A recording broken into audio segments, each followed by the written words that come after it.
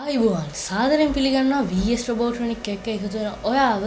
ඔයා thumbnail එක හරියට දැක්කනම් දන්නවා ඇති අද මොකද්ද අපි හදන්නේ කියලා. අද අපි හදන්නේ මෙන්න මේ විදිහේ බෝලයක් වගේ දෙයක් ඇවිල්ලා වැදුනහම ලයිට් පත් වෙන විකට් එකක්. ඉතින් මේක හදන්න අපිට ගොඩක් සුළු මුදලක් තමයි වැය වෙන්නේ. මට නම් ගියේ රුපියල් 200ක් වගේ ගාණක්. ඉතින් ඔයාලට පුළුවන් මේ වගේ පොඩි ගාණකින් මේක හදාගන්න.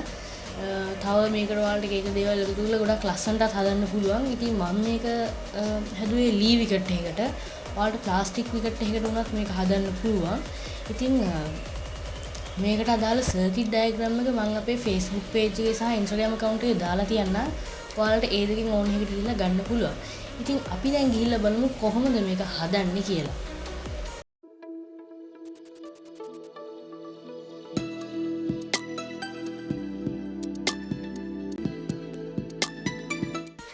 හරි ඉතින් දැන් මම කියන්නම් කොහොමද මේක මුලින්ම වැඩ කරන්න කියලා. ඊට පස්සේ අපි බලමු කොහොමද මේක හදන්නේ කියලා. ඉතින් මේකේ ප්‍රධානම දේ වෙන්නේ බේල්ස් දෙකත් එක්ක. බේල්ස් දෙක විකටෙන් අයින් වෙච්ච ගමන් LEDs on වෙනවා. ඉතින් මම මේක LED හැටියට පාවිච්චි කරේ රතු පාට 12 volt LED. මොකද රතු පාට දැම්මම අපිට ගොඩක් දුර පේනවා. ඒ වගේම 12 volt කරේ මේක එළිය වැඩි කරගන්න. ඉතින් ඔයාලා කැමති විදිහට පාවිච්චි කරන්න පුළුවන්. හැබැයි මේක වැඩ කරන්නේ 9 volt බැටරි එකකින්. ඉතින් අපිට ෆුල් එළියම බලා ගන්න බැරි වුණත් ටිකක් ලොකු එළියක් බලා ගන්න පුළුවන්. ඊට පස්සේ මම මේකේ මේ එහාට මෙහාට ගිහින් තියෙන වයර් වල තියෙන කැතගතිය යවන්න පොඩ්ඩක් වානිෂ් කොලයකින් වටේ එතුවා. එතකොට ඒ වයර් ගිහින් තියෙන ඒවා එහෙම අපිට පේන්නේ නැහැ. ඊට පස්සේ LED තියෙන තැන් වලින් විතර පොඩ්ඩක් කැපුවා. එතකොට අපිට LED විතරක් එළියට පේන්න හොඳට බලා ගන්න පුළුවන්. ඉතින් ඔයාලට පුළුවන් මේ කැමති විදිහට හදන්න සර්කිට් එක Instagram එකෙන් සහ Facebook එකෙන් ගන්න. ඉතින් මේ හැමදේම ඔයාලට බලා ගන්න පුළුවන් ඉන්නේ VS Robotronic YouTube channel එකෙන්. ඉතින් මතක් කරනවා subscribe කරලා දිගටම අපිත් එක්ක ඉන්න bell button එකත් click කරලා මේ වගේ videos වලට ගොඩක් ඉස්සරහට බලා ගන්න පුළුවන්. එහෙනම් අපි දැන් ගිහිල්ලා බලමු කොහොමද මේක හදන්නේ කියලා.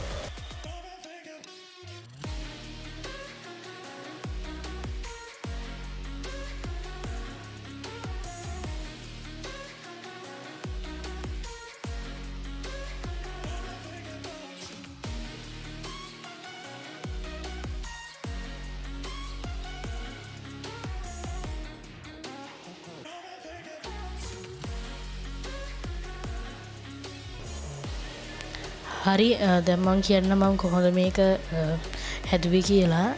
මුලින්ම මෙතන තමයි මේකේ සර්කිට් එක තියෙන්නේ. මෙන්න මේ විදිහේ සර්කිට් එක තියෙන්නේ. ට්‍රාන්සිස්ටර් එකකුයි රෙසිස්ටර් දෙකකුයි තමයි මම මේකට පාවිච්චි කරේ. මෙතන මුලින්ම මේ ට්‍රාන්සිස්ටර් එකේ එක පින් එකකට මම සුදු පාට වයරයක් කනෙක්ට් කරලා තියෙනවා. ට්‍රාන්සිස්ටර් එකේ මැද පින් එකට තව වයරයක් කනෙක්ට් කරලා තියෙනවා. මෙතනදී වෙන්නේ මේ පින් දෙක ගෑවුන ගමන් ලයිට්ස් ඕෆ් වෙනවා.